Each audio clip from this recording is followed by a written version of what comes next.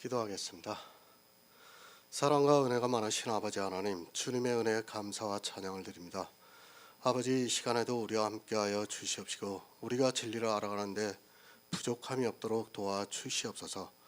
정말 우리가 믿음이 무엇인가를 바로 알 수 있도록 도와주시옵시고 믿음으로 믿음에 이르러 우리가 영생을 얻는 귀한 성도들이 될 수 있도록 역사하여 주시옵소서.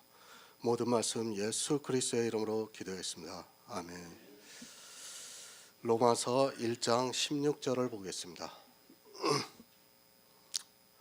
제가 읽어드리겠습니다. 내가 복음을 부끄러워하지 아니하노니 이 복음은 모든 믿는 자에게 구원을 주시는 하나님의 능력이 됨이라. 첫째는 유대인에게요 또한 헬라인에게로다. 아멘. 할 수 있는 대로 우리 성도는 사도 바울과 같이 복음을 전해야 합니다. 지난 시간에서 말씀을 드렸지만 이 시대는 사도 바울과 같은 사람도 없고 초대교회와 같이 복음을 가지고 있는 사람도 거의 없습니다. 초대교회는 그래도 주님이 부활 승천하시고 난 후에 베드로가 설교가 있은 후에 3,000명이 회개를 하고 또 이방에서 복음을 잘 받아들였습니다. 그러나 시대가 변했습니다. 지금 기독교는 유대교보다 더 지독한 종교에 빠져 있는 것을 볼 수 있습니다. 특히 기독교인들이 세상에서 이야기하는 것을 보면 너무도 편협적인 것을 볼 수 있습니다. 이스라엘의 유대교인들보다 더 편협적인 사고를 가지고 있다는 것은 그들이 얼마나 진리에서 벗어나 있는가를 스스로가 증거를 하고 있습니다. 유대인들에게 복음이 전파되었습니다. 특히 이방에 흩어져 있던 유대인들에게는 복음이 쉽게 전파가 되었던 것을 볼 수 있습니다. 그러나 이 시대 기독교인들에게 복음을 전한다는 것은 당시 유대인들보다 더 어렵다는 것을 느끼고 있습니다. 종교라는 것이 이렇게 무섭지만 그 안에 있는 사람들은 깨닫지를 못하고 있습니다. 우리는 성도입니다. 그리고 하늘로부터 온 생명이 있는 거룩한 백성입니다. 이 세상에서 그렇다는 것이 아니라 주님이 오실 때 영광이 그렇다는 것을 말씀드립니다. 그런 성도지만 이 세상에서는 복음을 전하려면 고난을 받으면서 살아가야 한다는 것을 잊지 마시기 바랍니다. 그런 고난이 올지라도 복음을 전하는 일은 성도가 마땅히 해야 할 일입니다. 사도 바울이 될 수는 없습니다. 또한 성경에 나오는 스데반 집사나 빌립 집사가 될 수는 없습니다.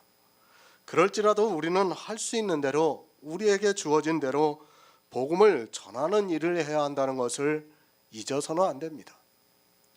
그것은 우리가 받은 은혜가 너무 크기 때문입니다. 책임이 있습니다. 그리고 주님께서 우리에게 부탁하셨습니다. 그 부탁을 외면하는 것은 은혜를 받은 자로서 해서는 안 되는 일입니다. 꼭 내가 복음을 전하지는 못하더라도 저는 그렇게 생각합니다. 복음으로 교제하고 있는 예배에 참석하는 그 자체만으로도 작은 일이 아니라는 것을 분명히 말씀드립니다. 예배입니다. 교회를 통해서 새 생명이 탄생이 됩니다. 무교회주의를 주장해서는 절대로 안 됩니다. 거리가 멀고 또 사정이 있어서 예배에 참석을 못할 수는 있습니다. 그러나 마음만 먹으면 충분히 할 수 있는데도 주의 만찬을 나누고 있는 예배를 참석하지 않는다는 것은 그건 역시 스스로 속고 있다는 것을 알고 있어야 합니다. 교회는 중요합니다. 물론 이 시대 교회는 이미 음녀가 되어 있어서 피해야 합니다. 하나님께서 기뻐하시는 자는 저를 피할 것이라고 말씀하고 있습니다. 그러나 주의 만찬을 나누고 있는 교회가 있는데도 그곳을 여러 삶의 이유를 대면서 나오지 않고 있다면 솔직히 그가 아무리 그리스도 편지를 통해서 모든 비밀을 지식으로 알고 있다고 해도 속고 있는 사람이라고 말씀드릴 수밖에 없습니다. 어디서 전합니까? 물론 우리가 개인적으로도 전하고 있습니다. 그리고 그리스도 편지를 통해서 전하고도 있습니다. 그곳을 알려주는 것도 한 가지 방법이 될 수 있습니다. 그러나 믿음은 들음에서 난다고 말씀하고 있습니다. 왜 주님께서 사마리아 여인을 만나시려고 그 더운 대낮에 우물가로 가셨는가를 바로 아시기 바랍니다. 들음입니다. 사도 바울도 내가 할 수 있는 대로 너희에게 가서 무슨 신령한 은사를 나누어 주려고 한다고 말씀을 하고 있습니다. 굳이 가지 않아도 되지만 사도 바울은 로마에 있는 성도들에게 그렇게 서신을 보내고 있습니다. 그리스도 편지를 통해서 설교를 보고 듣는 사람과 예배를 참석해서 듣는 사람은 분명한 차이가 있다는 것을 아시기 바랍니다. 제가 여러분을 꾀라고 합니까?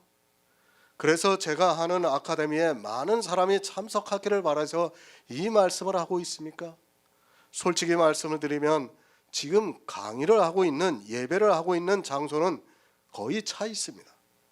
몇 명만 더 오더라도 부족할 정도입니다.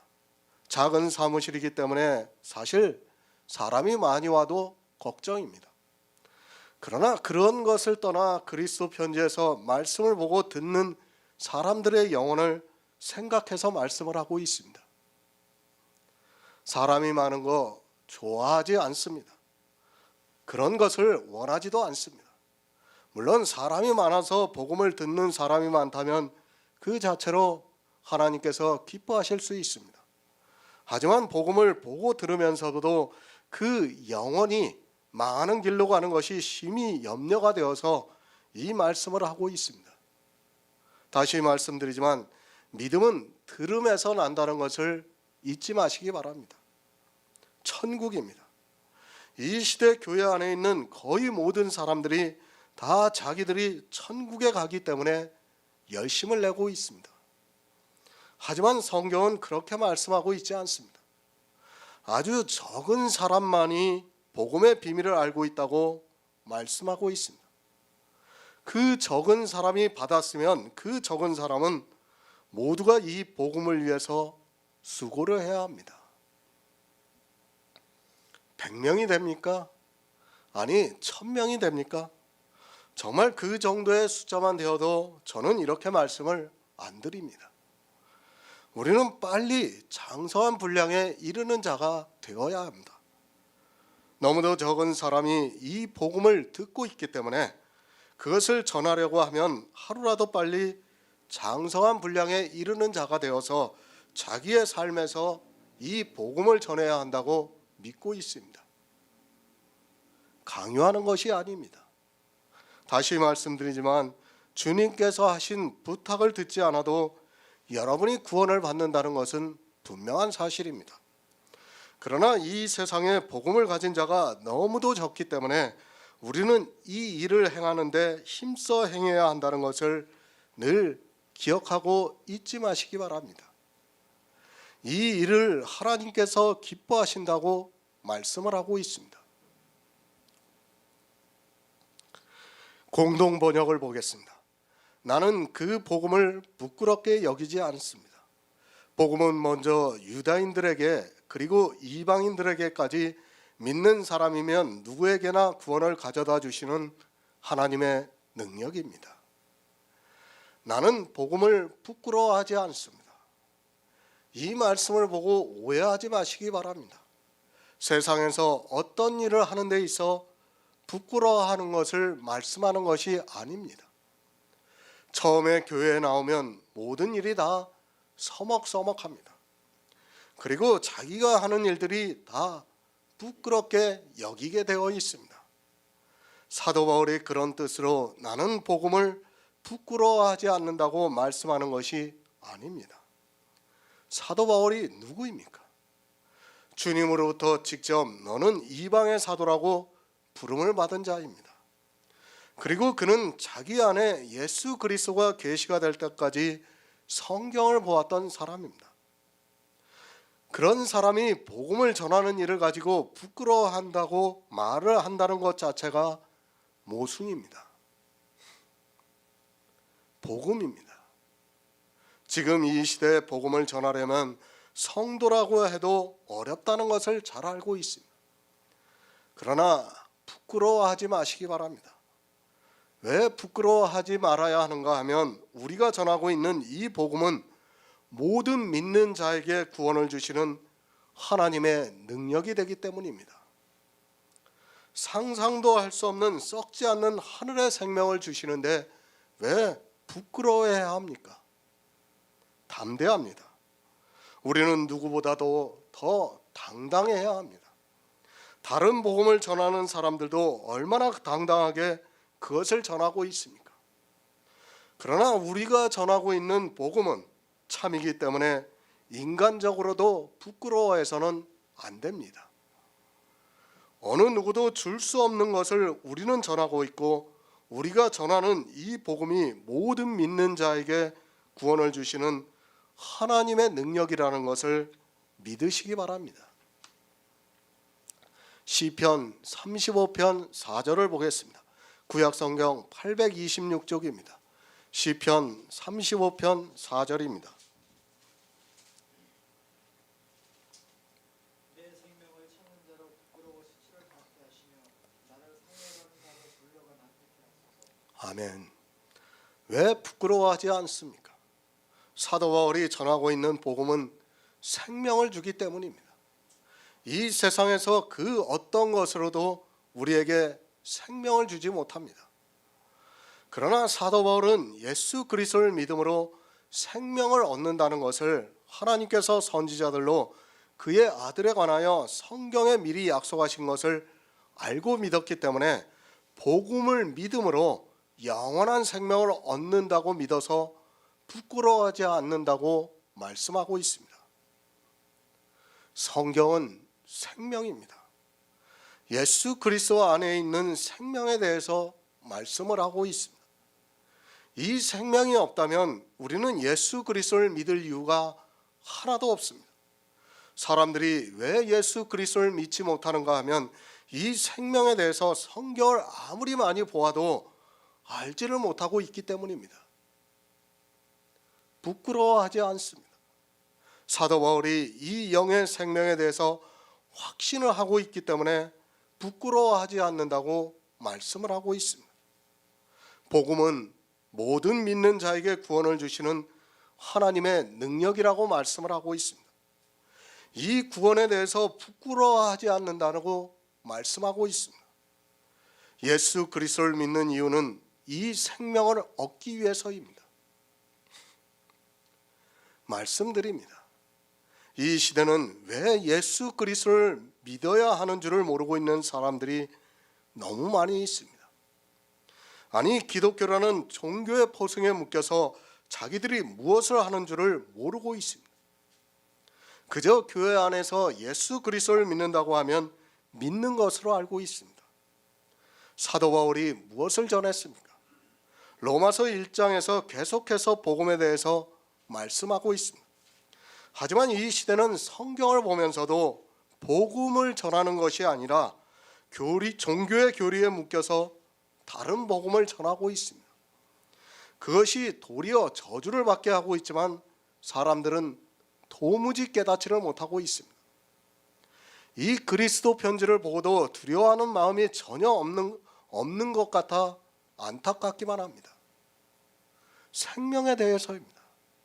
우리에게 주신 복음은 부끄러움을 당하지 않습니다. 사도 바울이 이 생명에 대해서 얼마나 확신을 하고 있는가를 잘 가르쳐주고 있는 말씀입니다. 이 복음을 알아야 부끄러움을 당하지 않습니다. 그러나 이 시대는 이 복음에 대해서 너무도 무지한 것을 볼 수 있습니다. 생명이 있습니까? 그저 예수 그리스도를 믿는다고 구원을 받았다고 말하지 마시기 바랍니다. 이 시대는 성령으로 난 영에 대해서 전혀 모르고 있습니다. 예수님께서도 육으로 난 것은 육이요 성령으로 난 것은 영이라고 분명하게 말씀을 하고 있지만 이 시대는 이 영이 생명이라는 것도 모르고 있고 이 영이 의롭다함을 받은 깨끗한 생명이라는 것도 모르고 있습니다. 영의 일입니다. 그것을 모르면서 어떻게 구원을 받았다고 말할 수 있겠습니까? 반드시 내 안에 영의 생명이 있어야 합니다. 그것이 우리에게 복음이라는 것을 알아야 하는데, 이 시대는 말로만 복음이라고 하고 있고 자기 안에 어떤 생명이 거듭나 있는 줄을 모르고 있습니다. 부끄러움을 당하게 됩니다. 주님께서 다시 오시는 날에 이 영의 생명이 없는 사람은 반드시 부끄러움을 당하게 되어 있습니다. 그러나 지금 기독교는 이 영의 생명에 대해서 도리어 부정을 하고 있습니다. 그리고 아담의 씨 썩어져 없어질 그것이 다시 깨어난다는 성경과 전혀 반대 이야기를 하고 있고, 교회 안에 있는 소자들은 성경을 모르니까 그저 가르치는 대로 받아들이고 있습니다. 교회 안에 있는 사람입니다. 부끄러움을 당할 사람이 더 많다는 것을 알아야 합니다. 아니, 율법을 지키고 있는 모든 사람은 부끄러움을 당하게 되어 있습니다. 예수 그리스도로 말미암아 의롭다함을 얻는 생명이 내 안에 있어야 하는데, 율법의 의를 가지고 있는 자기 육체로 천국을 가려고 하는 어리석은 생각을 하고 있습니다. 사도 바울입니다. 그가 복음을 전하는 일로 부끄러워했다는 것이 절대로 아닙니다. 사도 바울은 내가 복음을 부끄러워하지 않는다고 한 말씀은 생명에 대해서 부끄러워하지 않는다고 말씀을 하고 있습니다. 자기 안에 그리스도의 생명이 있기 때문에 이 복음을 부끄러워하지 않는다고 말씀을 하고 있습니다. 그런데 이 시대는 생명도 없으면서도 전혀 부끄러워하지도 않고 있습니다. 요한계시록 16장 15절을 보겠습니다. 신약성경 415쪽을 보겠습니다. 요한계시록 16장 15절입니다.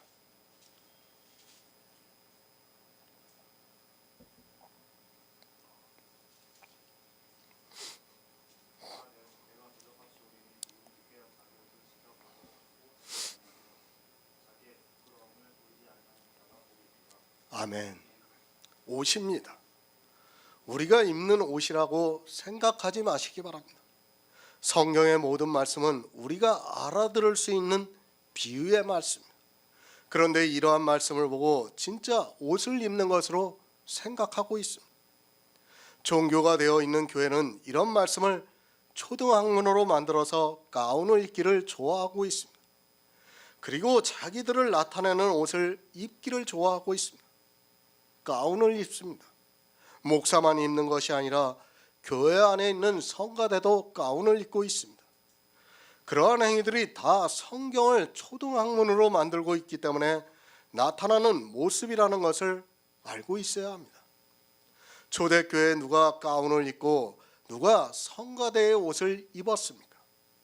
이단일수록 그 옷을 입는 것으로 자기들을 나타내려고 하고 있습니다. 생명입니다. 그 생명을 옷으로 비유해서 말씀하고 있습니다. 우리가 입는 옷이 아니라 생명을 가지고 말씀하고 있습니다.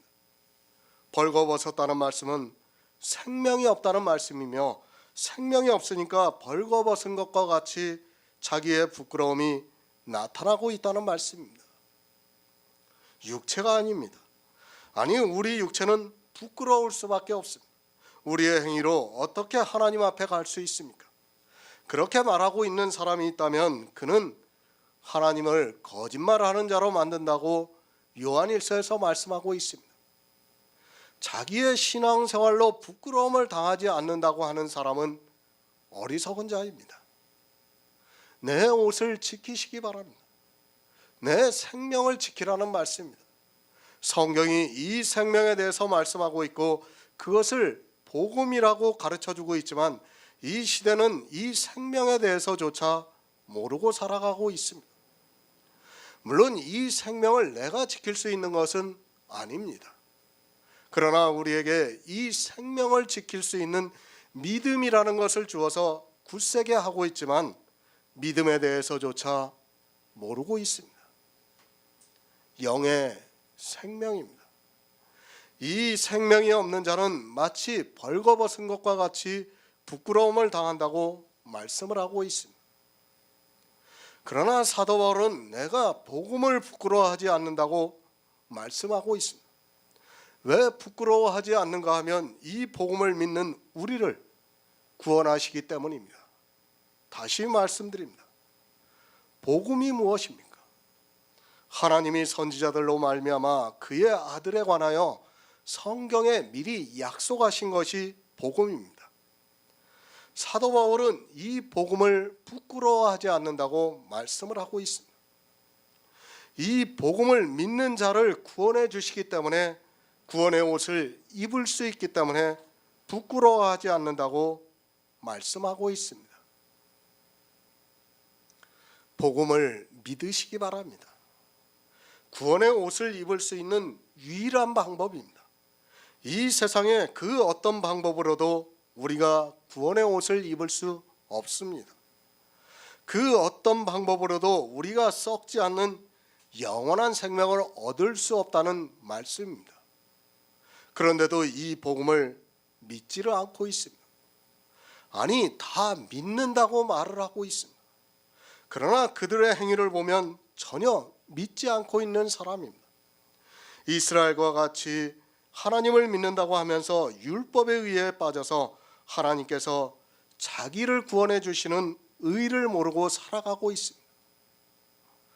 율법의 행위의 옷은 반드시 부끄러움을 당하게 되어 있습니다. 율법으로는 의롭다함을 얻을 육체가 없다고 분명히 가르쳐주고 있습니다. 의롭다함을 얻어야 합니다. 아니, 의로운 생명이 있어야 합니다. 내 육체는 아무리 율법을 잘 지킨다 해도 그것으로는 의롭다함을 얻을 수 없습니다. 그래서 하나님께서 우리에게 예수 그리스도를 보내주셨습니다. 예수 그리스도께서는 어느 날 갑자기 오신 것이 아니라 성경에 선지자들로 미리 약속을 해주셔서 2000년 전에 오셔서 우리를 구원하시는 구속의 일을 다 이루셨습니다. 율법으로는 생명을 얻을 수 없습니다. 생명이 없다면 마치 옷을 벗은 것과 같이 부끄러움을 당한다고 말씀을 하고 있습니다. 자기의 부끄러움이 무엇인가를 모르고 있습니다. 성경을 보면서도 내가 무슨 부끄러움을 당하고 있는 줄을 전혀 모르고 있습니다. 성도는 이 복음에 대해서 부끄러워하지 않습니다. 율법을 안 지킵니까?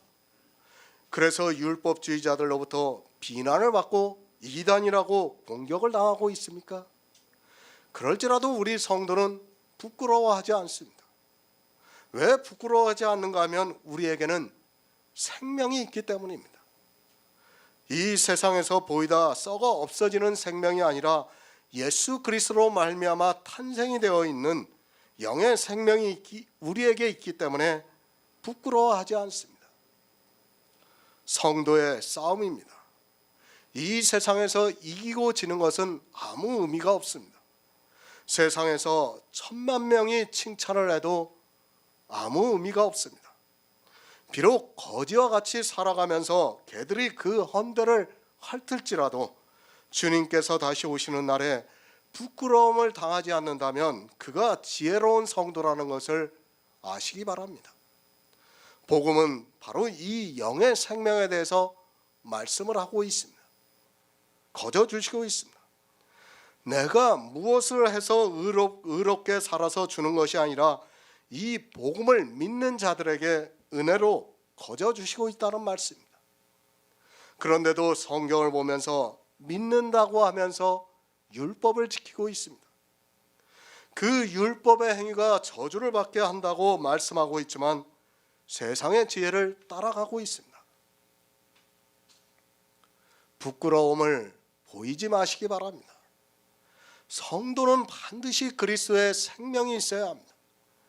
그것이 어떻게 내 안에 있는가 하면 복음을 듣고 믿을 때 성령이 내 안에 오셔서 역사를 함으로써 내 안에 그리스도의 영이 탄생이 된다는 말씀입니다. 그렇게 영이 있는 성도를 하나님께서 능력으로 구원해 주시겠다는 말씀입니다. 믿는 자를 구원해 주십니다. 교회에 나와서 예수 그리스도를 믿는다고 하지 마시기 바랍니다. 이 복음을 믿는 자에게는 전제 조건이 있습니다. 율법의 의를 버려야 한다는 말씀입니다. 그것을 버리지 않는 사람은 절대로 믿음이 있는 사람이 아니라는 것을 알고 있어야 합니다. 이스라엘이 하나님을 믿는다고 했지만 자기들이 지키고 있는 율법으로 말미암아 저주를 받았다는 것을 바로 아시기 바랍니다. 예수 그리스도를 믿습니까? 그 고백에는 내가 율법을 지키지 않겠습니다 라고 하는 고백이 함께 따라온다는 것을 알고 있어야 합니다. 하지만 이 시대는 복음도 모르고 하나님의 능력도 모르다 보니까 기독교라는 종교에 빠져 모두가 율법을 지키면서 저주를 받는 길로 가고 있습니다. 로마서 10장 4절을 보겠습니다. 신약성경 253쪽입니다. 로마서 10장 4절입니다.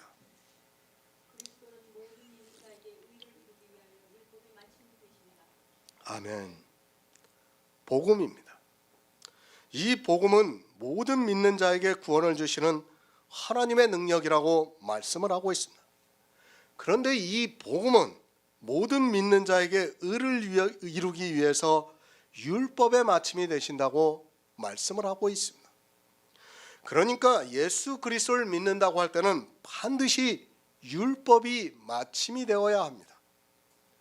율법을 지키고 있습니까? 그는 복음을 믿지 않는 사람이고 그는 구원을 받을 수 없다는 것을 성경이 가르쳐주고 있습니다. 정말 성경이 이렇게 명확하게 우리에게 가르쳐주고 있지만 이 시대는 너무 깊이 율법주의에 빠져 있습니다.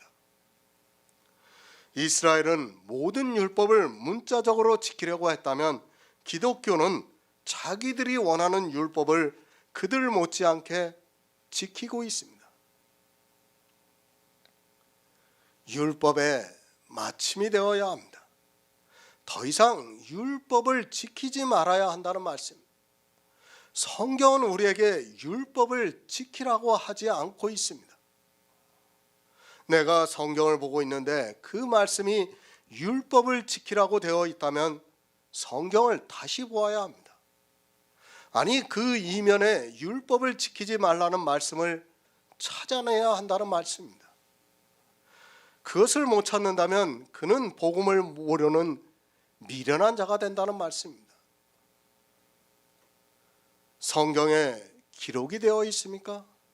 그렇다고 해서 그것이 가다고 생각하지 마시기 바랍니다.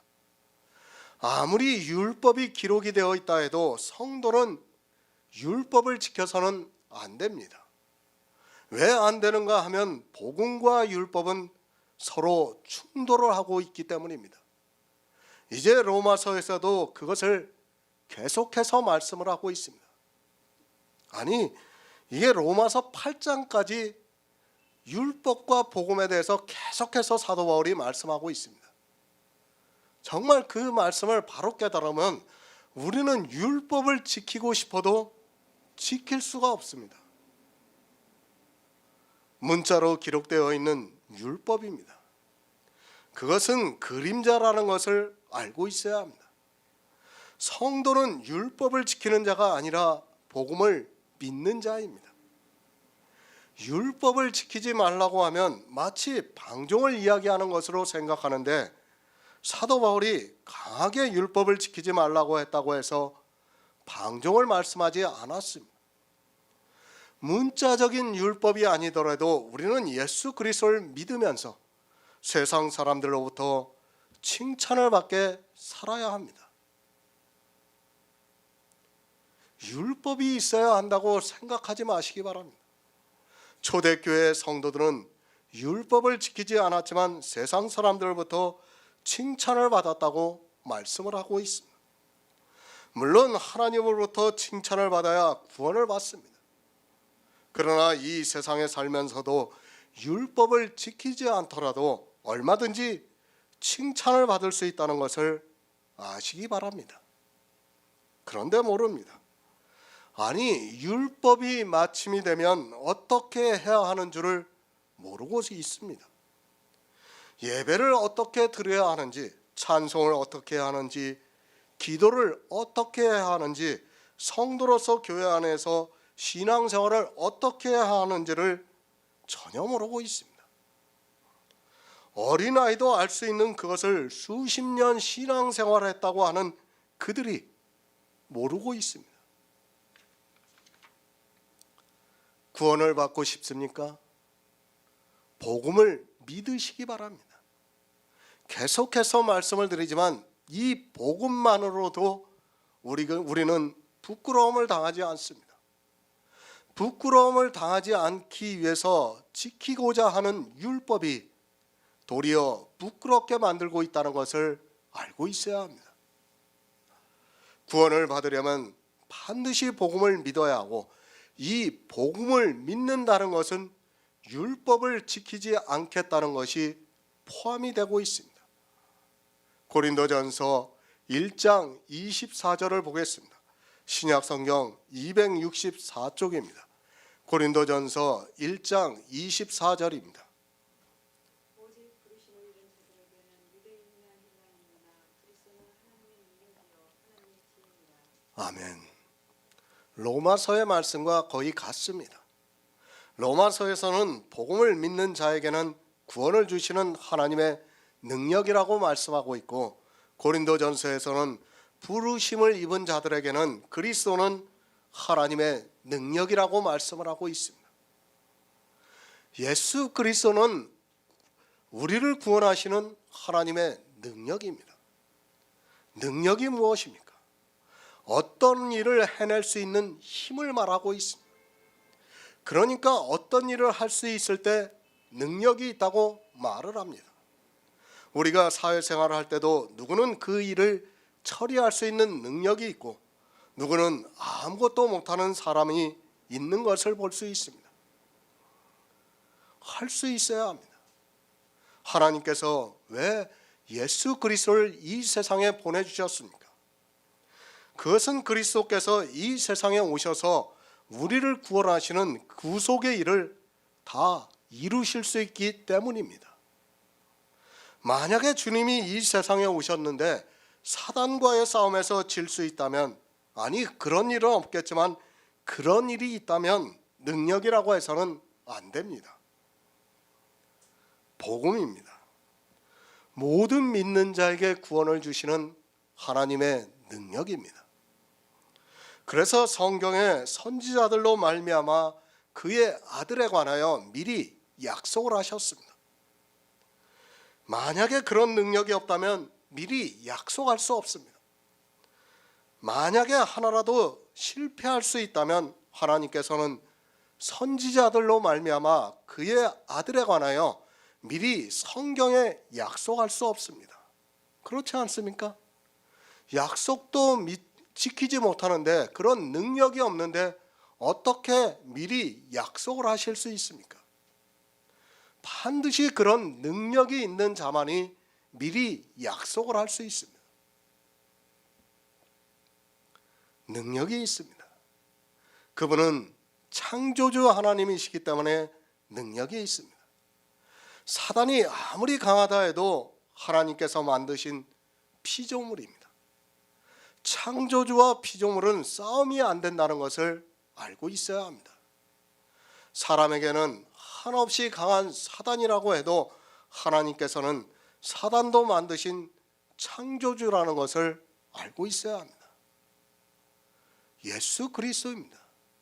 그분은 유일하신 하나님입니다. 오직 하나님 한 분만이 우리를 구원해 주실 수 있는 능력이 있으신 분입니다. 왜 성경이 오직 예수 그리스도를 믿으라고 하는가 하면 그분만이 능력이 있기 때문입니다. 아니, 그분이 창조주라는 것을 알고 있다면 믿을 수 있습니다. 그러나 주님이 창조주라는 것을 모르면 능력을 믿지 못하게 되어 있습니다. 왜 율법을 지키고 있습니까? 하나님의 능력을 믿지 못하기 때문에 지키고 있는 것입니다. 능력은 다시 말씀을 드리지만 할 수 있는 힘을 말하고 있습니다. 그리스도는 하나님의 능력이라는 말씀은 그리스도께서는 성경의 선지자들로 말미암아 미리 약속하신 것을 할 수 있는 힘이 있다는 말씀입니다. 성경은 영의 일입니다. 그리스도는 하나님의 능력이라고 하니까 다른 것에 있어서 능력을 이야기하지 마시기 바랍니다. 성경은 구원을 말씀하고 있는 것이지 우리 육체의 일에 있어서 나타나는 것을 말씀하고 있지 않습니다. 이 시대는 그리스도는 하나님의 능력이라고 하니까 예수 그리스도를 믿으면 마치 무슨 도깨비 방망이를 하나 얻는 것으로 생각하고 있습니다. 다 그렇게 신앙생활했어요, 우리가. 그죠? 예수 그리스도를 믿으면 마치 모든 것을 다 얻을 수 있는 것처럼 그렇게 신앙생활하고 그렇게 기도하면서 우리가 살아왔습니다. 사실 복음을 모르는 사람은 지금도 다 그렇게 살아가고 있어요. 얼마나 어리석은 일입니까? 능력을 바로 하시기 바랍니다. 어떤 일을 할 수 있는 힘인가를 바로 하시기 바랍니다. 물론 주님은 창조주 하나님이시기 때문에 모든 것을 다 하실 수 있습니다. 그러나 주님은 우리에게 있어 구원에 있어 능력이라는 말씀입니다.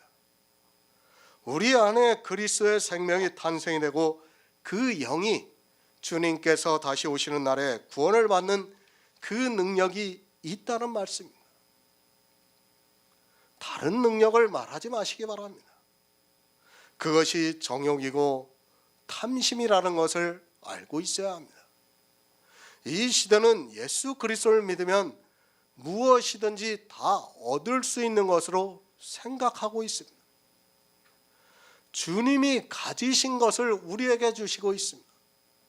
구원해 주시는 능력이 있다는 말씀을 하고 있는 것이지 오해하지 마시기 바랍니다.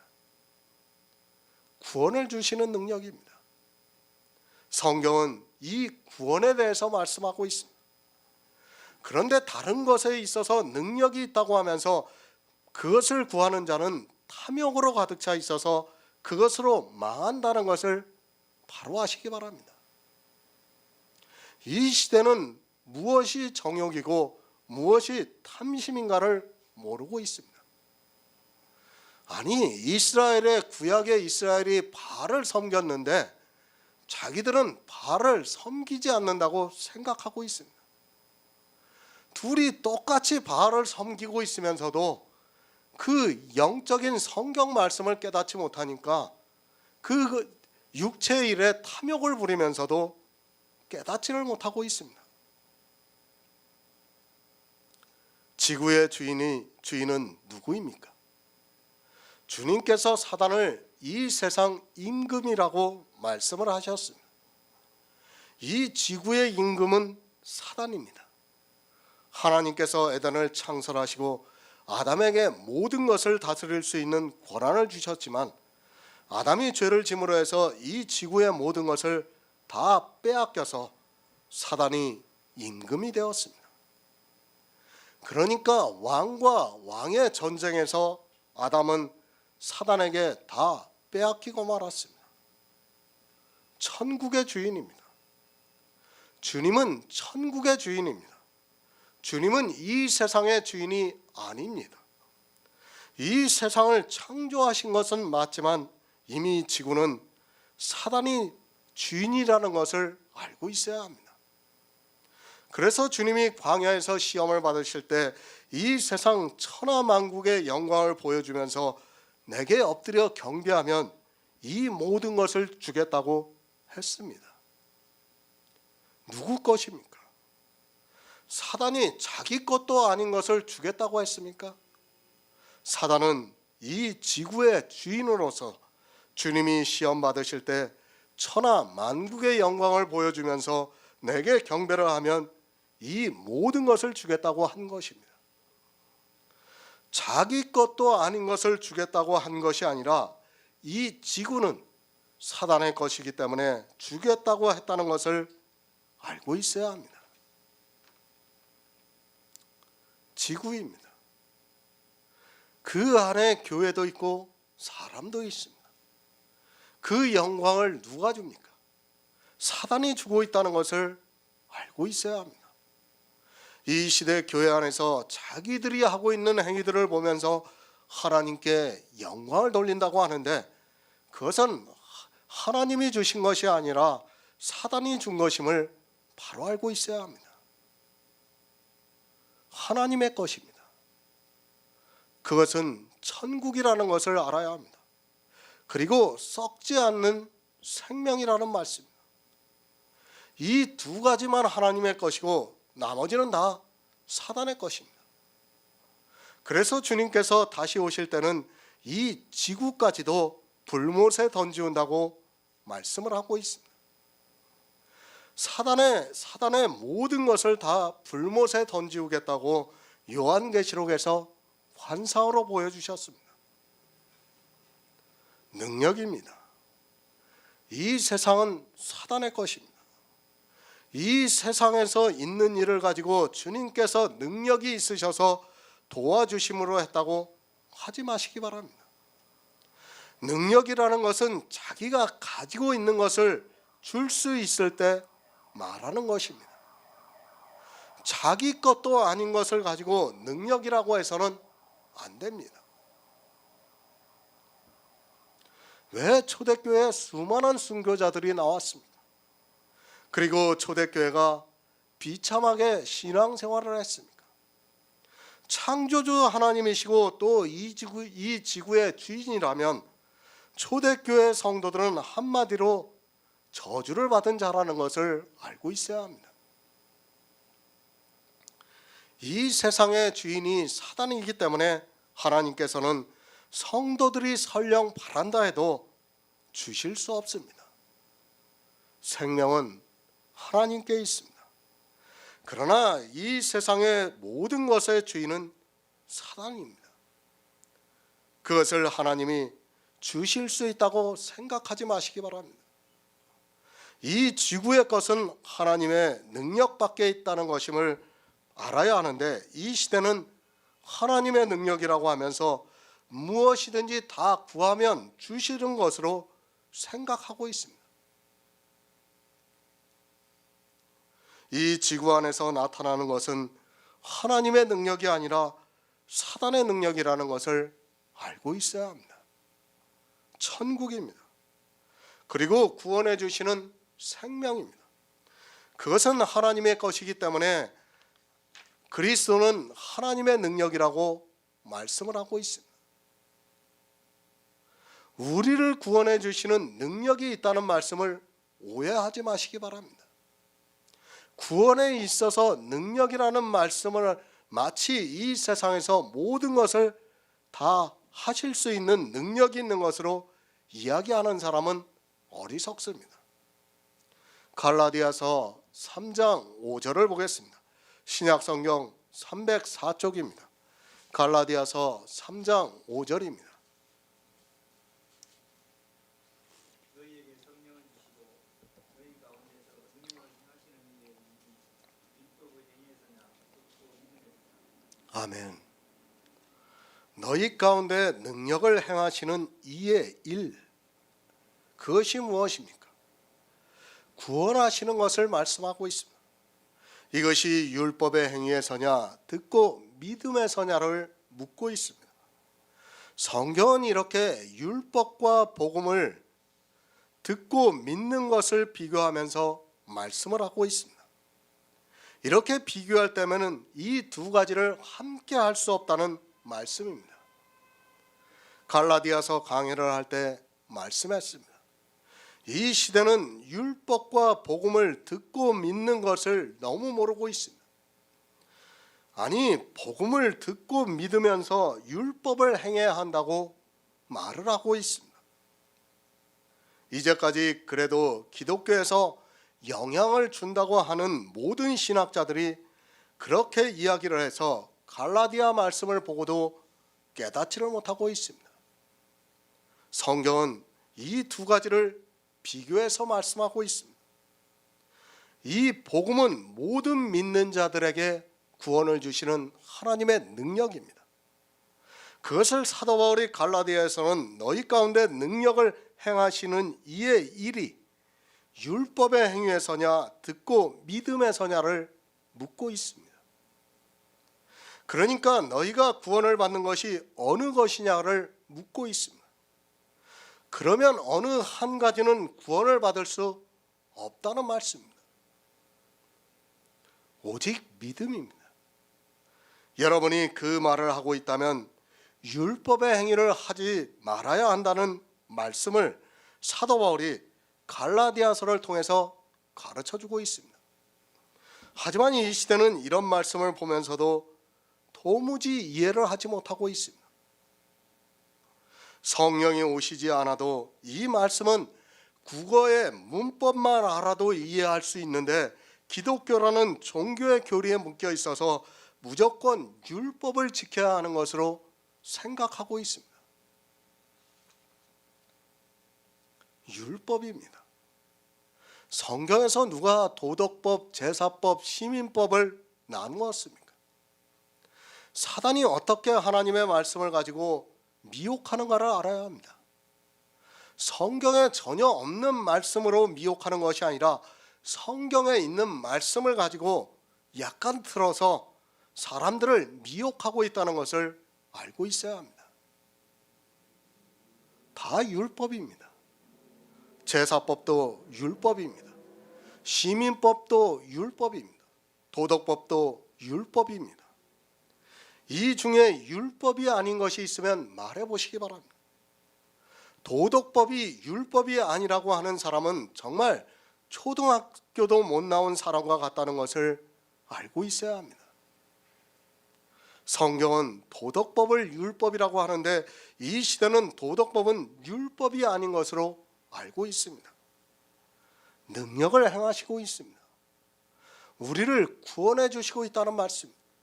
어떻게 구원해 주시고 있는가 하면 복음을 듣고 믿음으로써 구원해 주시고 있다는 말씀입니다. 율법의 행위로는 구원을 받지 못한다는 말씀이기도 합니다. 이렇게 명확하게 성경에서 말씀을 하고 있어도 진리에 대해서 소경이 되어 있는 사람은 아무리 성경을 보아도 그것이 안 보이게 되어 있습니다. 그래서 성령입니다. 반드시 우리에게 성령이 오셔야 합니다. 진리의 영이 와서 우리를 진리 가운데로 인도를 해야 복음을 듣고 믿을 수 있다는 말씀입니다. 아니, 성령이 오시지 않으면 그가 아무리 신학 박사라 해도 성경이 안 보이고 이스라엘과 같이 초등학문에 빠져 율법을 지키게 되어 있습니다. 구원의 능력입니다. 그 능력이 어떻게 역사를 하는가 하면 성경에서 선지자들로 그의 아들에 관하여 미리 약속하신 것을 알고 믿을 때 하나님께서 역사를 하신다는 말씀입니다. 이 복음이 역사를 해서 우리가 구원을 받을 수 있다는 말씀입니다. 그리스도 편지에서 아무리 말씀을 드려도 종교의 포승에 묶여 있는 사람은 거기서 빠져나오지를 못하고 있습니다. 로마서 1장 17절을 보겠습니다. 신약성경 239쪽입니다. 복음에는 하나님의 의가 나타나서 믿음으로 믿음에 이르게 하나니 기록된 바 오직 의인은 믿음으로 말미암아 살리라 함과 같으니라. 아멘. 새 번역을 보겠습니다. 하나님의 의가 복음 속에 나타납니다.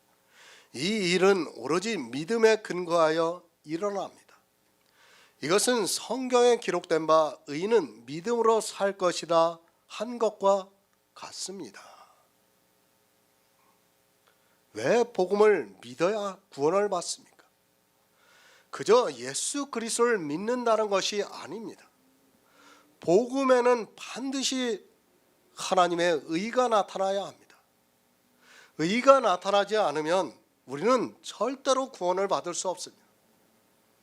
그러니까 천국에 들어갈 수 있는 의가 나타나 주어야 한다는 말씀입니다. 그것을 사도 바울이 복음에는 하나님의 의가 나타난다고 말씀을 하고 있습니다.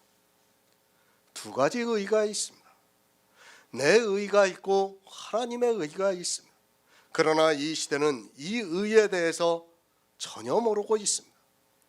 이 두 가지 의가 있다는 것조차 모르고 있습니다. 이 의가 어떻게 되는가도 모르고 있습니다. 그저 종교가 시키는 대로 예수 그리스도로 믿고 율법을 지키고 있습니다. 그것이 얼마나 어리석은 일인가를 모르면서도 사람의 지혜를 따라 그렇게 하고 있습니다. 하나님의 의가 나타나야 합니다. 우리가 성경을 볼 때 복음이라고 하면 반드시 하나님의 의가 나타나야 합니다. 이 시대 기독교인들은 하나님의 의가 무엇인지도 모르면서 교회 안에서 예수 그리스도를 믿는다고 하고 있습니다. 그 의가 나타나지 않으면 구원을 받을 수 없는데도 이 의를 전혀 모르고 있습니다. 성경에는 두 가지 의가 있다는 것을 알고 있어야 합니다. 하나는 내 의입니다. 모든 사람이 가지고 있는 의입니다. 내가 율법을 지키고 교회 안에서 어떤 행위를 하고 하는 모든 것이 다 내 의입니다. 내가 진심으로 하나님을 믿어서 했다 해도, 아니 성도로서 살기 위해서 했다 해도 그것은 다 내 의라는 것을 알고 있어야 합니다. 하지만 이 시대는 하나님을 위해서 한 모든 행위를 마치 하나님의 의로 생각하고 있습니다. 국어를 모릅니까?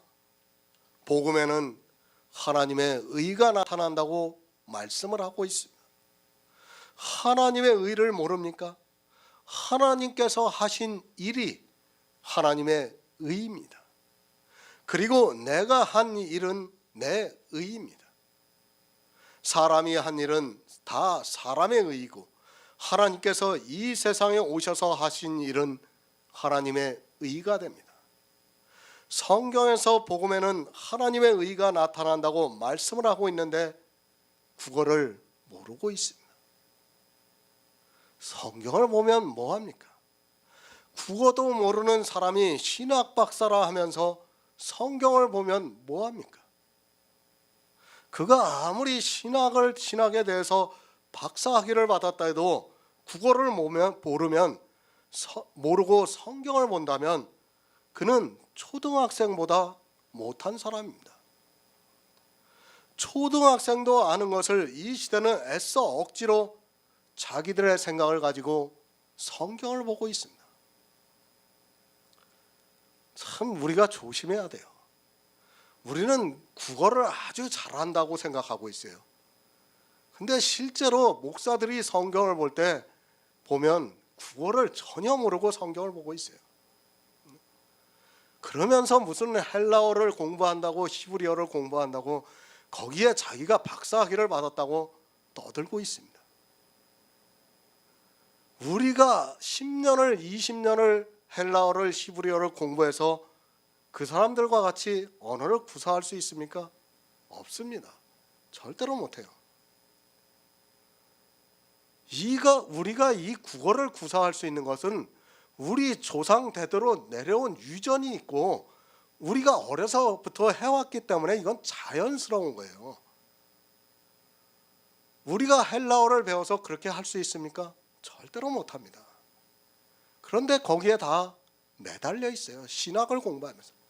신학을 공부하는데 거기에 한 2, 3년을 허비하고 있다고 보면 맞습니다. 그런 그들이 국어를 전혀 모르고 있습니다. 하나님의 의입니다. 성경에서 하나님의 의라고 하면 그것은 무조건 하나님의 의입니다. 그것을 가지고 하나님을 위해서 한 일로 생각해서는 안 됩니다. 하나님을 위해서 했어도 내가 했으면 그것은 내 의입니다. 하나님께서 영광을 받으실 만한 일을 했어도 그것은 내 의라는 것을 알고 있어야 합니다. 성경은 분명히 복음에는 하나님의 의가 나타난다고 말씀을 하고 있습니다. 왜 성경을 성경으로 안 봅니까? 성경에서는 분명히 하나님의 의가 나타난다고 말씀을 하고 있는데 이 시대는 하나님의 의가 무엇인가도 모르고 있습니다. 사람의 눈에 보이는 모든 것은 다 사람의 의입니다. 하나님의 의는 이제 우리가 성경에서 복음을 할 때 나타난다는 말씀입니다. 사람의 의입니다. 이 시대 교회 안에서 하고 있는 모든 행위는 다 사람의 의입니다. 자기들이 하나님을 위해서 했다고 해서 그것이 마치 하나님의 의가 나타나는 것으로 이야기하지 마시기 바랍니다. 복음에는 하나님의 의가 나타난다고 말씀을 하니까 자기들이 복음을 전하고자 하는 모든 행위가 하나님께서 역사를 하셔서 한 행위고 그것이 하나님의 의라고 생각하지 마시기 바랍니다. 성령이 감동을 주었습니까? 솔직히 성령은 그런 감동을 주지 않습니다. 사람이 육체로 하는 것을 성령이 감동해 주지 않습니다. 성령을 모르다 보니까 아무 것에나 성령의 감동이라고 이야기를 하고 있습니다. 성령이 감동을 주는 것은 복음을 듣고 믿어서 구원에 이르게 감동을 해주고 있습니다. 그 외에 자기들이 감동을 받았다고 하는 모든 것의 실상은 자기 마음에서 스스로 감동을 받은 것입니다. 주님이 가르쳐 주셨습니다. 그리고 성경에서 성령에 대해서 다 찾아보시기 바랍니다. 성령이 어디 그런 것을 감동해 주고 있습니까? 예배를 드리는 것, 기도를 하는 것, 찬양을 부르는 것, 전도하는 것 등 사실 이 시대 교회 안에서 하고 있는 모든 것은 성령의 감동이 아니라 자기들의 종교에 의해서 세뇌가 되어 있는 것을 스스로 감동을 해서 하고 있다는 것을 알고 있어야 합니다. 하나님의 의를 바로 하시기 바랍니다. 선지자들로 그의 아들에 관하여 미리 약속하신 복음을 알면 하나님의 의가 나타나게 되어 있습니다. 하지만 이 시대는 성경을 보면서도 하나님의 의가 나타나지를 않고 있습니다. 아니 도리어 자기들의 의를 나타내면서 이스라엘과 같이 악한 자로 살아가고 있습니다. 신명기 20장 10에서 13절을 보겠습니다. 구약성경 299쪽입니다. 신명기 24장 10에서 13절입니다. 무릇 내 이웃에게 구워 줄 때에 내가 그 집에 들어가서 전쟁물을 취하지 말고 너는 밖에 섰고 내게 구우는 자가 전쟁물을 가지고 나와서 내게 줄 것이며 그가 가난한 자이든 너는 그의 전쟁물을 가지 말고 해줄 때 그 전쟁물을 반드시 그에게 돌릴 것이라.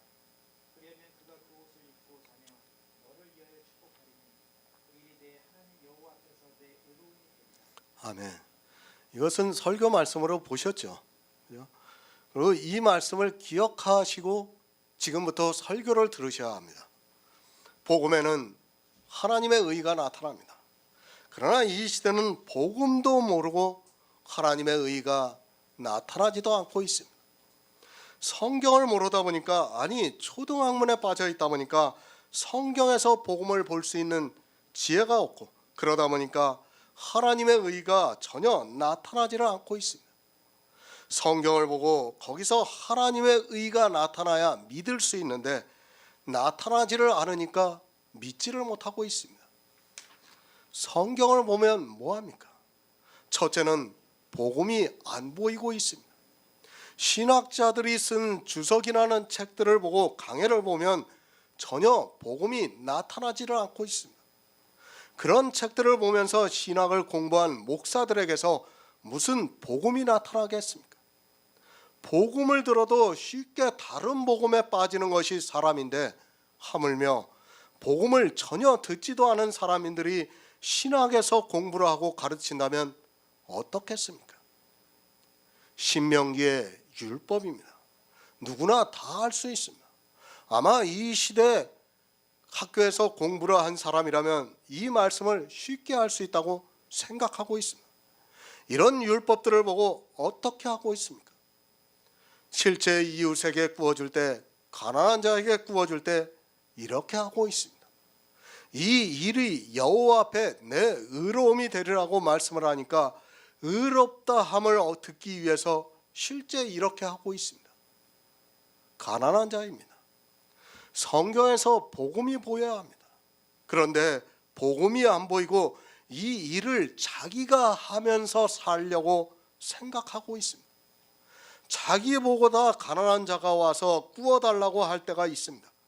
물론 많은 돈을 구워달라고 하면 구워주지는 못할지라도 자기가 감당할 정도의 돈이라면 구워줄 수 있습니다.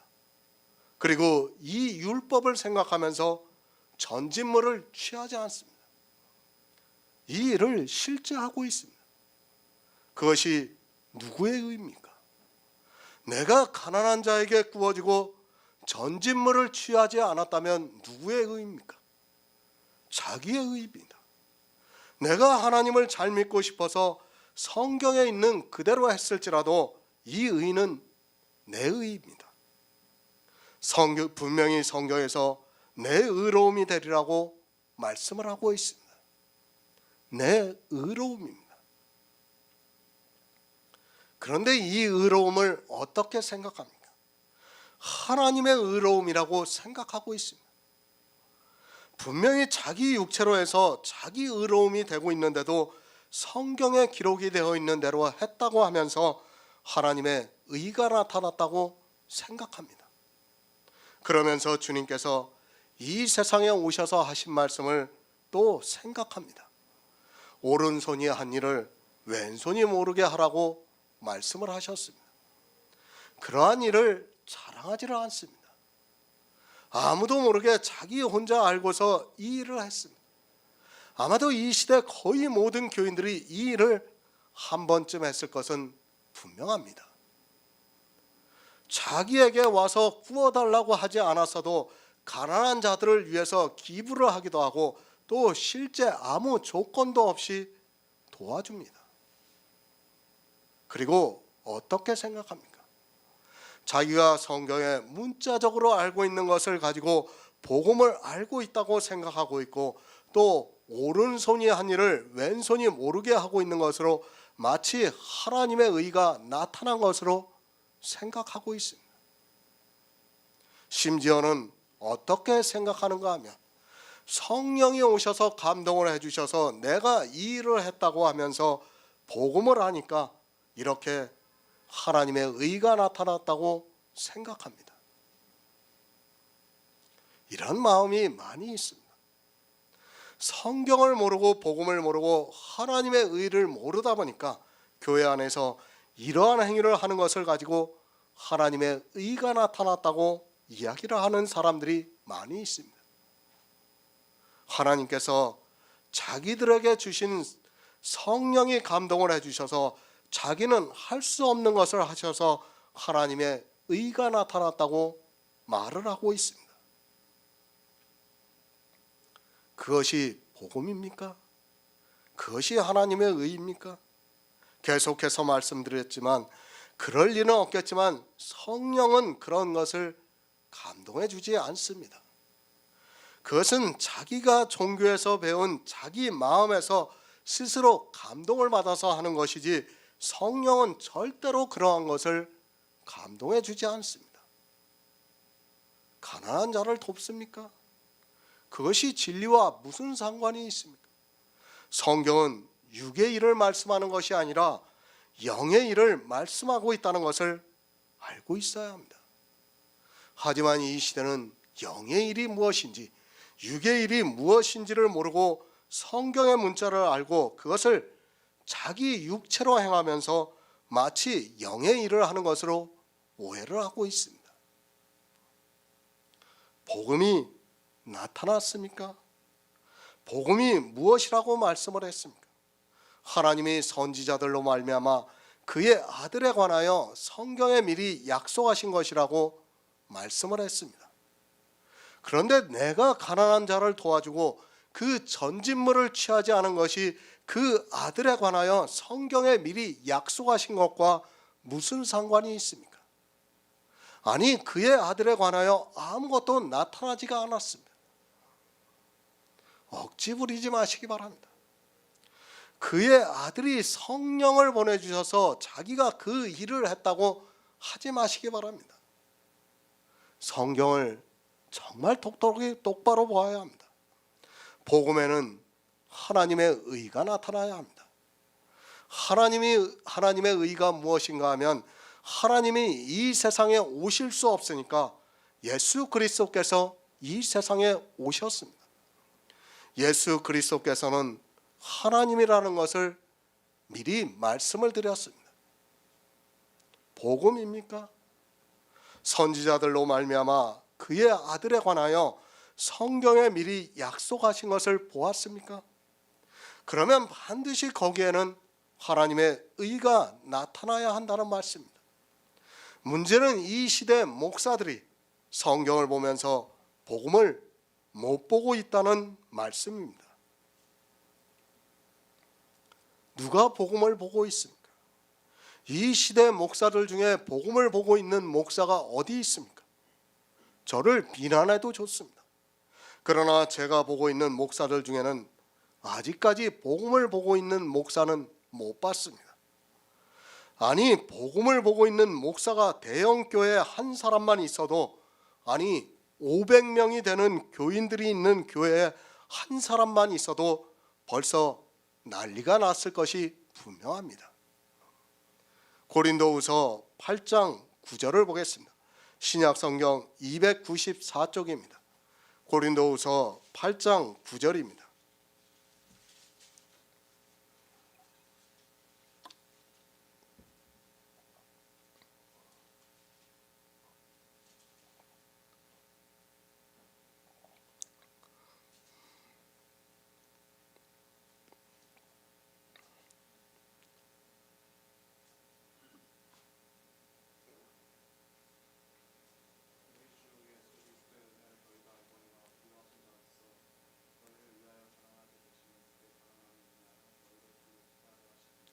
아멘.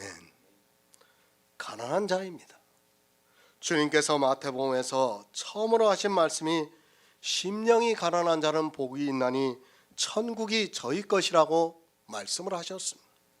교회 안에는 부자가 있고 가난한 자가 있습니다. 그것을 주님께서 한 부자와 나사로에 비유해서 말씀을 하셨습니다. 한 부자입니다. 교회 안에 있는 모든 사람을 대표하는 한 부자입니다. 한 부자라고 하니까 어느 한 사람을 말씀하는 것으로 생각하지 마시기 바랍니다. 교회 안에서 율법을 지켜서 부자가 되어 있는 모든 사람을 대표해서 한 부자라고 말씀을 하고 있습니다. 신명기의 말씀입니다. 누가 이 율법을 지키고 있습니까? 내가 이 율법을 지킨다고 성경을 보고 있다면 거기에는 절대로 복음이 나타나지 않고 하나님의 의도 나타나지도 않는다는 것을 알고 있어야 합니다. 그러나 이 율법을 주님이 지키신다고 하면 복음도 나타나고 하나님의 의도 나타나고 있습니다. 이 시대는 율법을 누가 지키는가에 대한 기본적인 것도 모르고 살아가고 있습니다. 내가 지킵니까? 절대로 복음이 안 보입니다. 하나님의 의도 나타나지 않습니다. 그러나 주님이 지키신다고 하면 이 율법이 복음이 되고 또 거기서 하나님의 의가 나타나고 있다는 것을 알고 있어야 합니다. 이 시대 율법을 보고 복음을 보는 목사도 없고 또 하나님의 의가 나타나게 하는 목사도 없다는 것을 알고 있어야 합니다. 주님은 부요하신 자입니다. 우리 인생 모두는 가난한 자입니다. 그러나 이 시대는 교회 안에서 율법을 지킴으로 해서 모두가 부자가 되어 있습니다. 마태복음에서 심령이 가난한 자는 복이 있나니 천국이 저희 것이라고 말씀을 하니까 자기가 무엇으로 부자가 되었는지도 모르고 그저 문자를 아는 것으로 자기가 가난하다고 말을 하고 있습니다. 율법을 알아야 가난한 자가 됩니다. 십계명을 알아야 내가 얼마나 가난하다는 것을 알 수 있습니다. 그러나 이 시대는 십계명을 아는 사람이 한 사람도 없습니다. 그 십계명을 보고 자기들이 지키고 있다고 말을 하고 있습니다. 예수님 앞에 나온 부자 청년과 같이 내가 어려서부터 다 지켰다고 말을 하고 있습니다. 아니, 다 지키지는 못해서도 지키려고 노력하고 있다고 말하고 있습니다. 그리고 비교를 합니다. 세상 사람들과 비교를 하면서 자기는 다른 신을 섬기지도 않았고 우상도 숭배하지 않았고 또 살인도 하지 않았습니다. 십계명을 보았으면 죄를 깨닫고 자기가 얼마나 가난한 자가 되었는가를 알아야 하는데 이 시대는 그 십계명을 지키면서 도리어 부자가 되어 있습니다.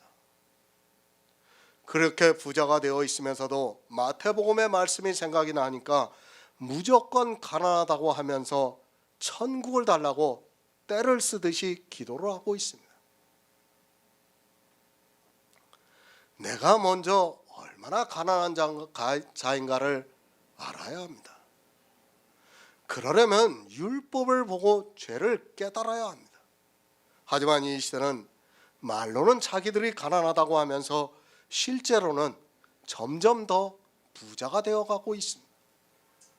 부자가 되어 있는 사람은 부자에게 가서 구워달라고 할 필요가 없다는 것을 알아야 합니다. 부자가 꿉니까? 물론 더 부자에게 꿀 수도 있습니다. 그러나 성경은 그것을 말씀하는 것이 아닙니다. 우리는 가난한 자입니다. 십계명의 율법을 하나도 지키지 못해서, 아니 성경에 기록되어 있는 율법을 하나도 지키지 못해서 가난한 자라는 것을 알고 있어야 합니다. 그냥 다른 사람과 비교해서 가난한 자가 아니라 이 세상 모든 사람은 다 가난한 자입니다. 그래서 주님이 말씀하셨어요. 1만 달란트 빚진 자라고 말씀을 하고 있는 겁니다. 우리 인생은 모두가 1만 달란트 빚진 자예요. 그만큼 가난하다는 말씀입니다. 삼성 이건희 회장이 제일 부자입니까? 그런데 그 사람이 자기를 가난하다고 해서 가난한 자가 됩니까? 그것이 아니라 정말로 가난한 자가 되어야 가난한 자라는 말씀입니다. 이건희 회장이 가난한 자라고 하면 아마도 모든 사람이 그를 비난할 것이 분명합니다. 이 시대 교회 안에 있는 사람들이 그렇다는 것을 알고 있어야 합니다. 율법을 지키고 있습니다. 11조를 내고 있습니다. 그리고 주의를 지키고 있습니다. 기도를 하고 찬송을 부르고 있습니다. 그런 행위들을 하고 있으면서도 자기가 이 세상 사람들보다 아무것도 하지 않은 가난한 사람이라고 해보시기 바랍니다. 아니, 세상 사람보다 더 죄인의 괴수라고 해보시기 바랍니다. 사도 바울의 말씀을 보고 그렇게 해보시기 바랍니다. 누가 인정을 합니까? 고백을 하면 실제 그런 사람이 고백을 해야 합니다. 그러나 이 시대는 율법으로 부자가 되어 있으면서도 말로는 가난하다고 하면서 기도를 하면서 심지어는 눈물을 흘리고 있습니다. 그런 사람은 가난한 자가 아니라 가식적인 사람이라는 것을 알고 있어야 합니다. 이 시대 교회 안에 있는 그런 교회 안에 그런 사람이 얼마나 많은가를 알고 있어야 합니다. 부자가 있습니까? 오직 주님 한 분만이 부자십니다. 그분만이 율법을 다 지키신 부자이십니다. 그리고 이 세상 모든 사람은 다 가난한 자입니다. 하지만 이 시대 교인들은 부자가 되기 위해서 율법을 지키고 있습니다. 자기들이 하고 있는 행위로 얼마나 부자가 되어 있는 줄을 전혀 깨닫지 못해서 행위로는 부자가 되어 있으면서도 자기들을 가난하다고 말을 하고 있습니다. 가난해야 합니다. 주님께서 부자 청년에게 말씀을 하셨습니다. 부자가 천국에 들어가기가 낙타가 바늘귀로 들어가는 것보다 더 어렵다고 말씀을 하셨습니다. 어려서부터 십계명을 다 지켰다고 하는 그 부자 청년에게 절대로 천국에 들어갈 수 없다고 말씀을 하셨습니다. 하지만 모릅니다. 자기가 부자인지 가난한 자인지도 모르고 살아가고 있습니다. 육체로는 부자가 되어 있으면서도 성경의 문자로 기록되어 있는 말씀에 가난해야 한다고 하니까 그저 가난하다고 말을 하고 있습니다. 그것은 이건희 회장이 자기가 가난하다고 이야기하는 것과 마찬가지입니다. 주님이 왜 오셨습니까? 주님은 이 세상에 부자로 오셨습니다. 우리 가난한 인생들은 절대로 천국에 들어갈 수 없습니다. 그런 우리를 위해서 부자이신 주님이 가난하게 되신 것은 우리를 부요하게 해주시기 위해서라고 말씀을 하고 있습니다. 그러니까 주님께서 이 세상에 오셔서 십자가를 지신 것은 우리를 부요하게 해주시기 위해서라는 말씀입니다. 구워주셨습니다. 우리는 천국에 들어갈 수 있는 의가 없습니다. 그런 우리를 위해서 율법의 요구를 이루시고 십자가에서 구속의 일을 마치시고 우리가 구워달라고 하니까 주님께서 구워주셨다는 말씀입니다. 우리가 너무 가난해서 주님은 우리의 전진물을 취하지 않고 구워주셨다고 말씀을 하고 있습니다. 성경을 바로 아시기 바랍니다. 하나님께서 선지자들로 미리 그의 아들에 관하여 성경에 약속을 하신 복음을 우리에게 주셨습니다. 그러나 사람은 이 성경을 보면서 어떻게 하는가 하면 세상 초등학문의 지혜로 만들어 버렸습니다. 아니 갈라디아에서 말씀과 같이 초등학문으로 만들고 있습니다. 쉽게 말씀을 드려서 초등학생도 알 수 있는 말로 만들고 있다는 말씀입니다. 영의 일입니다. 그것을 다 육의 일로 만들어서 초등학생이 알고 있는 그 수준에서 벗어나지를 못하고 있습니다. 그러면서 자기들이 지혜가 있다고 하고 있고 마치 성경에서 복음을 알고 있는 것으로 생각하고 있습니다. 이 시대는 복음도 모르고 있고 복음을 모르다 보니까 하나님의 의가 나타나지도 않고 있다는 것을 알고 있어야 합니다. 이것이 기독교입니다. 그리고 그 안에 있는 목사들의 실상이라는 것을 알고 있어야 합니다. 십계명을 보고 그것을 지켜야 한다고 주장하고 있습니다. 사도 바울은 그 율법을 보고 죄를 깨닫고 죄를 더하게 해서 가난해지라고 하고 있지만 도리어 더욱 부자가 되고 있습니다. 자기들이 얼마나 부자가 되어 있는 줄을 모르고 이스라엘의 부자 청년과 같이 십계명을 지키고 있습니다. 전진물입니다. 그것을 무엇이라고 말씀하고 있습니까? 가난한 자의 옷이라고 말씀하고 있습니다. 그 옷을 입고 자게 하라고 말씀하고 있습니다. 이 율법은 우리 인생들이 지킬 수 없는 율법입니다. 그런데 자기들이 아주 작은 것으로 가난한 자를 돕는 것 행위를 보고 마치 이 율법을 지키는 것으로 생각하고 있습니다. 이사야 61장 10절을 보겠습니다. 구약성경 1043쪽입니다. 이사야 61장 10절입니다. 내가 여호와로 인하여 크게 기뻐하며 내 영혼이 나의 하나님으로 인하여 즐거워하리니 이는 그가 구원의 옷으로 내게 입히시며 의의 겉옷으로 내게 더하심이 신랑이 사모를 쓰며 신부가 자기 보물로 단장함 같게 하였습니다. 아멘. 그가 옷을 입고 잡니다. 누구입니까? 예수님께서 부여하신 자로서 우리 가난한 자를 위해서 십자가를 지셨습니다. 그 옷이 무슨 옷입니까? 구원의 옷이라고 말씀을 하고 있습니다. 실제 우리가 입는 옷을 말씀하는 것이 아니라 우리 안에 탄생이 되어 있는 그리스도의 영을 옷이라고 말씀하고 있습니다. 잠잔다고 말씀하고 있습니다. 우리 성도가 죽는 것을 성경은 잠을 잔다고 말씀을 하고 있습니다. 그러니까 주님이 오셔서 우리 가난한 자들을 위해서 구워주셨습니다.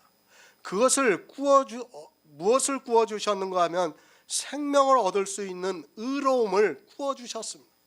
그것을 로마서에서는 율법에 나타난 한 의라고 말씀을 하고 있습니다. 그 옷을 입었습니다. 율법에 나타난 한 의로 말미암아 의롭다함을 얻고 우리 안에 그리스도의 영이 탄생이 되어 있습니다. 우리 가난한 성도는 그 옷을 입고 잡니다. 언제까지 자고 있는가 하면 주님이 다시 오셔서 깨워주실 때까지 우리 안에 탄생이 되어 있는 생명이 잠자고 있다는 말씀입니다. 우리가 알아들을 수 있는 표현입니다. 실제 잔다는 것이 아닙니다. 비유입니다. 우리가 알아들을 수 있는 비유의 말씀입니다. 우리가 그 옷을 입고 자는 것이 너의 의로움이 되리라고 말씀을 하고 있습니다. 누구의 의로움입니까? 이 세상에서 가난한 사람을 조금 도와준 것이 너의 의로움입니까? 그것이 아니라 주님께서 이 세상에 오셔서 우리 가난한 자들을 위해서 구워주심으로 우리가 구원의 옷을 입고 자는 것이 너의 의로움이라는 말씀입니다. 율법입니까? 복음입니까?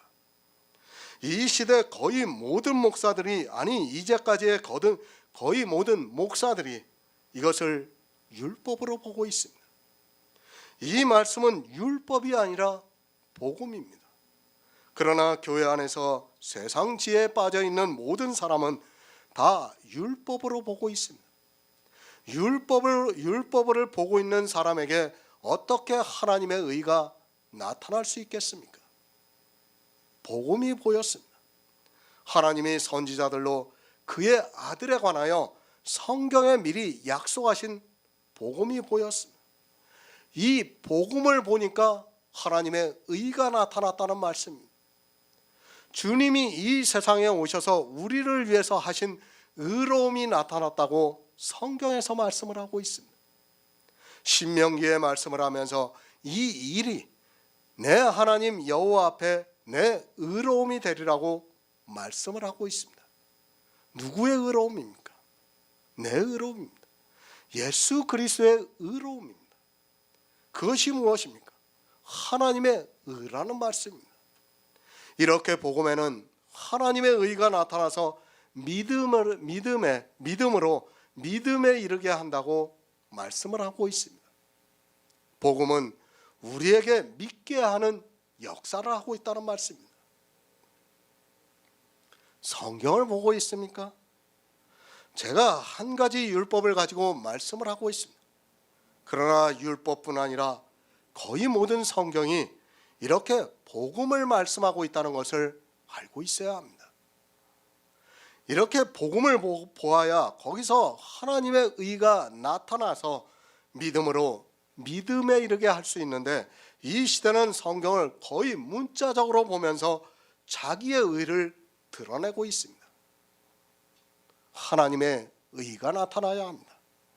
우리가 성경을 보면 반드시 하나님의 의가 나타나야 합니다. 그런데 성경을 보고 자기 의를 나타내고 있다면 그것이 얼마나 악한 행위겠습니까? 이 시대는 자기들이 지키고 있는 율법의 행위가 얼마나 악하다는 것을 전혀 모르고 있습니다. 사람의 이성입니다. 분명히 의롭습니다.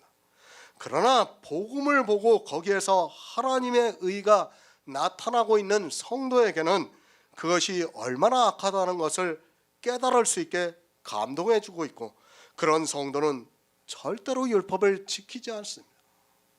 하지만 이 시대는 거의 모두가 다 율법을 지키고 있고 이스라엘과 같이 어두움에 거하며 악에 빠져 있는 것을 볼 수 있습니다. 하나님의 의가 나타나야 합니다. 그런데 성경을 보고 자기들의 의가 나타나고 있습니다. 하나님의 의가 나타나야 하는데 그것을 가려버리고 자기들의 의를 나타나게 하는 그 행위가 얼마나 악한 일인가를 생각해 보시기 바랍니다. 율법을 지키는 것이 왜 악한가를 바로 아시기 바랍니다. 하나님의 의가 나타나는 것을 가리고 있기 때문에 악하다는 말씀입니다. 복음입니다. 우리가 보고 있는 이 성경이 다 복음이라는 말씀입니다. 신약 성경만 복음이 아니라 구약 성경도 복음이라는 것을 사도 바울이 말씀을 하고 있습니다. 하나님이 선지자들로 말미암아 그의 아들에 관하여 성경에 미리 약속하신 것이 어느 성경을 말씀하고 있습니까? 구약 성경입니다. 아직까지 신약 성경은 없습니다. 이제 막 신약 성경이 기록되기 시작했고, 당시에는 성경을 다 합쳐서 볼 수 있는 그런 시대도 아니었습니다. 구약 성경도 복음이라는 말씀입니다. 하지만 이 시대는 이 구약을 보면서 복음을 보는 것이 아니라 이 세상 초등학문으로 만들어서 율법의 종이 되게 만들고 있습니다. 제가 가장 안타까워하는 것이 그거예요. 지난번에도 말씀드렸지만 이 성경 밑에다 기역, 니은, 디귿을 달아놨어요. 그러니까 사람들이 어떻게 생각합니까? 그 성경만 인용을 한 것으로 생각하는 거예요. 다른 성경을 갖다 인용을 하면 뭐라고 합니까? 알레고리하게 해석을 한다고 말을 합니다. 사도 바울이 로마서를 어떻게 썼다고 생각을 합니까? 구약의 말씀의 복음을, 구약에서 율법에서 복음을 알았기 때문에 로마서를 기록할 수 있었던 것이지, 복음을 몰랐다면 사도 바울은 절대로 이 로마서를 기록할 수가 없습니다. 그것을 알아야 되는데 사람들은 아무것도 모르면서 그저 교회에 나와서 예수 그리스도를 믿는다고 하고 있습니다. 얼마나 안타까운 일입니까?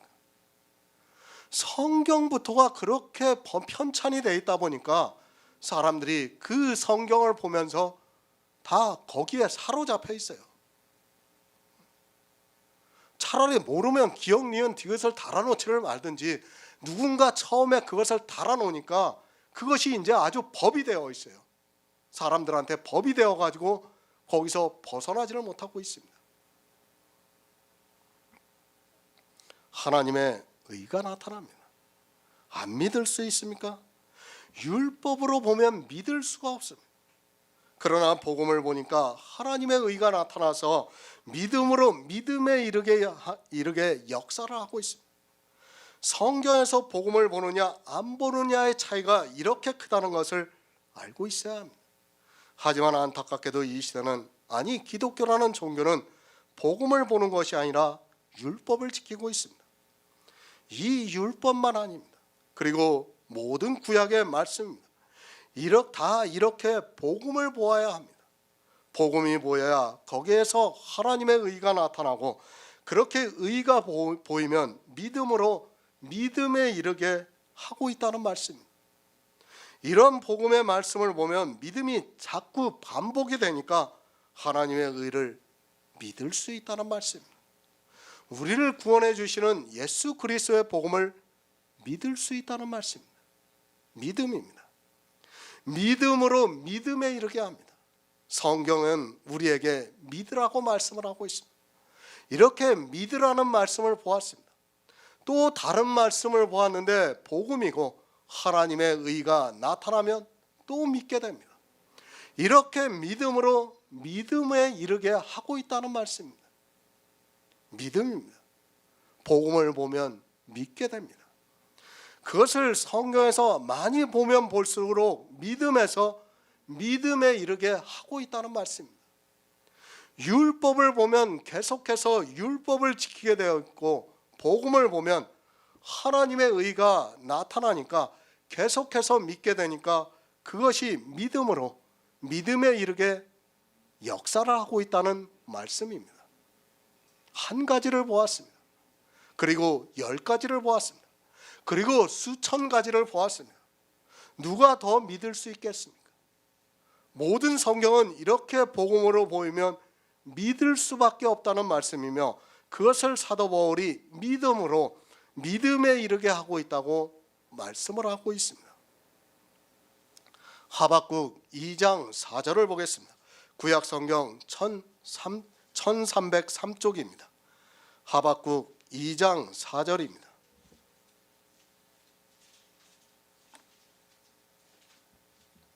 보라 그의 마음은 교만하며 뜻에서 정직하지 못합니다. 그러나 의인은 그 믿음으로 말미암아 삽니다. 아멘. 믿음으로 믿음에 이르게 됩니다. 다시 말씀을 드립니다. 성경에서 복음을 보아야 합니다. 그리고 믿어야 합니다. 계속해서 이렇게 말씀을 보아야 믿음으로 믿음에 이르게 된다는 말씀입니다. 그러니까 성경에서 계속해서 예수 그리스도를 믿으라는 말씀을 보아야 한다는 말씀입니다. 예수 그리스도께서는 하나님의 의가 나타나기 때문에 믿게 역사를 하고 있습니다. 오직 믿음입니다. 성경 전체가 오직 예수 그리스도를 믿음으로 구원을 받는다는 것을 가르쳐주고 있습니다. 그러나 이 시대는 오직 믿음이라고 하면 어떻게 믿어서면 구원을 받을 수 있냐고 따집니다. 그러면서 오직 믿음이라는 이 말 때문에 교인들이 세상으로부터 지탄을 받는 행위를 하고 있다는 억지 주장을 펴고 있습니다. 어느 것이 맞습니까? 어차피 인생은 죄를 안 짓고 선을 행하는 의인은 하나도 없습니다. 그러면 어떻게 이야기해야 하는 것이 맞습니까? 죄를 안 질 수 있다고 하는 것이 맞습니까? 죄를 질 수밖에 없다고 하는 것이 맞습니까? 이 시대는 자기들이 하는 말이 스스로 모순이 되고 있지만 억지를 부리면서 오직 믿음 때문에 사람들이 죄를 짓고 있고 기독교인들이 욕을 얻어먹는다고 말을 하고 있습니다. 같습니다. 율법을 지키고자 하는 사람도 죄인입니다. 그리고 오직 나의 의인은 믿음으로 살리라고 하는 사람도 역시 죄인입니다. 그런데 복음을 모르면 하나님의 의가 나타나게 하지 않는 사람은 율법을 지키지 않아서 죄를 짓고 있다고 말을 하고 있습니다. 스스로가 모순된 이야기를 하고 있습니다. 예수 그리스도를 믿으시기 바랍니다. 복음에는 하나님의 의가 나타나고 있습니다. 그 의를 믿음으로 믿음에 이르게 역사를 하고 있습니다. 성경을 보면서도 이 믿음의 비밀을 모르고 있다면 그는 이스라엘과 같이 율법주의에 빠져 마귀의 자식이 되어 사망의 길로 가게 되어 있습니다. 주님께서 말씀하셨습니다. 이 성경이 내게 대해서 기록했다고 말씀하셨습니다. 그러면 성경을 보는 모든 사람은 거기서 예수 그리스도를 찾아야 합니다. 예수 그리스도를 찾으면 거기에는 하나님의 의가 나타나서 믿음으로 믿음에 이르게 하고 있다는 말씀입니다. 오직 믿음입니다. 성경에서 복음을 알아야 믿을 수 있습니다. 하박국의 말씀을 인용을 해서 사도 바울도 오직 나의 의인은 믿음으로 살리라고 말씀을 하고 있습니다. 복음에는 하나님의 의가 나타나서 믿음으로 믿음에 이르게 하나니 기록된 바 오직 나의 의인은 믿음으로 말미암아 살리라고 말씀을 하고 있습니다.